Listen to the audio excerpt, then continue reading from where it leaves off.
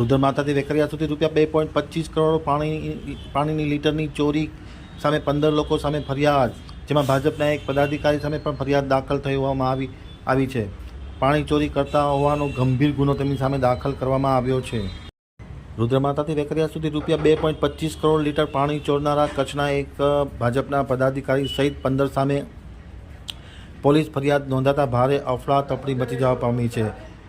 નર્મદા લાઇનમાં ભંગાણ પડ્યું છે અને બીજી બાજુ ચોરી થઈ રહી હોવાને કારણે શહેરમાં પીવાના પાણીની પરિસ્થિતિ ગંભીર બનતી જાય છે. રુદ્રમાતા હેડવર્કથી બની વિસ્તારના ગામોમાં પાણી પહોંચાડતી નર્મદાની પાઇપલાઇનમાં ગેરકાયદેસર જોડાણ કરી છેલ્લા 30 દિવસમાં ₹13.91 લાખના 2.25 કરોડ લીટર પાણીની ચોરી કરવા સામે 15 લોકો સામે ગુનો દાખલ કરવામાં આવ્યો છે, જેમાં ભાજપના એક પદાધિકારી સામે પણ ગુનો દાખલ કરવામાં આવ્યો છે. માધાપર પોલીસ મથકે આરોપીઓને હોટલ અને બ્લોકના કારખાના માલિકો સામે ગુનો નોંધવામાં આવ્યો છે.